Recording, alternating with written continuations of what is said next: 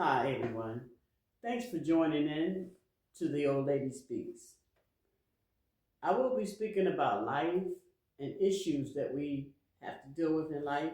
And there's a scripture that says in Proverbs 4:23, keeps our heart with all diligence, for out of it are the issues of life. And what is that verse is talking about? That we need to be uh, mindful of how we deal with issues because from our heart, it can take your mind, your emotions, and your will takes residence from your heart.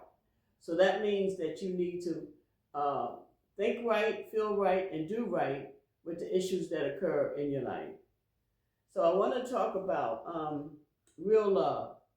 Most people do not understand what real love is because it's not based on feelings alone. It's based really on action, doing what you have to do, doing what you're supposed to do. And sometimes what we're supposed to do is far from how we feel. In 1 Corinthians 13, it talks about love is patience. I know for a fact I didn't have patience in my marriage and a lot of things, but it had to grow. It talked about love is patient, love is kind. And real love operates off of this, whether you want to or not. You have to be patient and you have to be kind. If your husband was unkind to you, then you're not to reciprocate and do something and be unkind to him. That's what the scripture is telling us, because you're practicing real love and not lust. Love is patient, it's kind, it's not jealous or boastful or prideful. It's not rude. It does not demand its own way. And how many marriages have broken up because of that, of having its own way? Even with that cliche that says happy wife, happy life, that simply means she's got to have her own way to be happy, which is wrong. That will never make a relationship work because it takes both of you. And then it says it's not irritable and it keeps no records of wrong. So that simply means once you've had an argument and you went through some stuff and there was an apology and you're moving on. So next time when you're mad about something else, you don't bring that up because you're keeping records of wrong. Whatever we were offended by and we've asked one another for forgiveness, we move on. We don't want to talk about that anymore. Because one thing you need to realize, if you don't, you're human and so is your mate. You're human and we're bound to make mistakes. We're going to grow as we go, but we still have to have patience for this relationship to be where you want it to be. You cannot look at a couple who's had 20 years under their belt and they've been working at the relationship all of those years. You cannot look at them and think you're going to be there in 2, because you're not. I remember when I was young, the older folks told me, give it 7 years. Give it at least 7 years.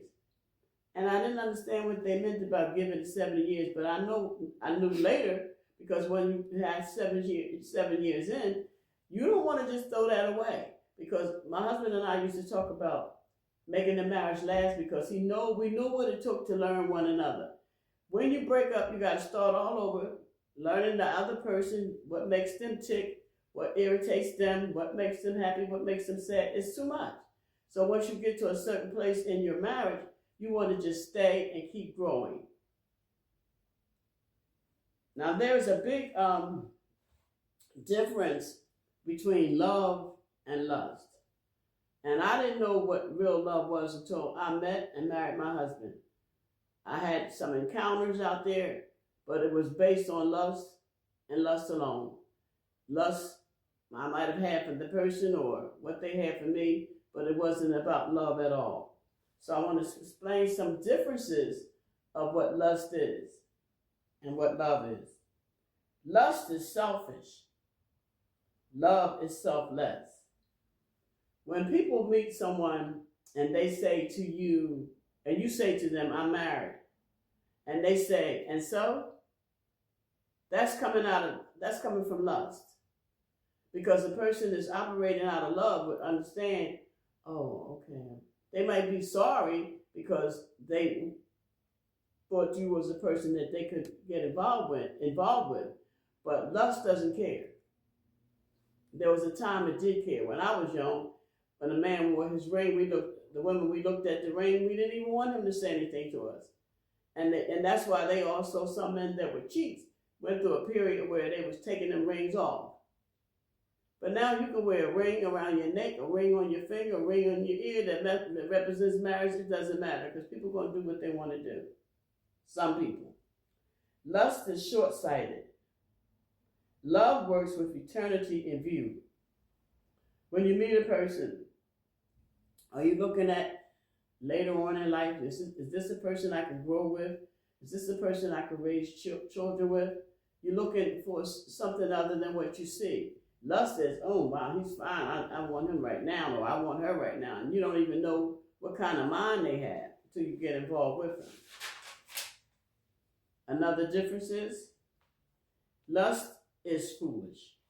Love is wise. Because there are some encounters that you might have had in your life, and you look back and say, why did I ever involve myself with them? Because they look good on the outside, and you didn't worry about who they was as a person. You just had to have them.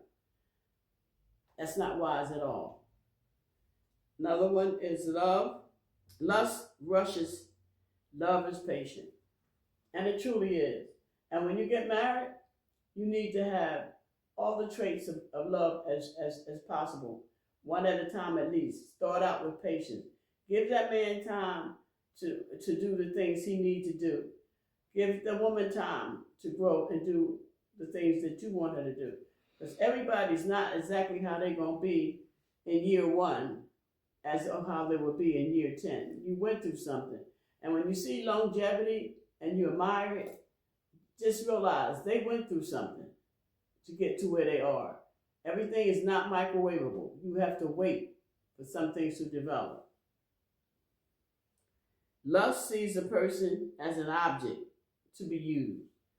And that's how some men are.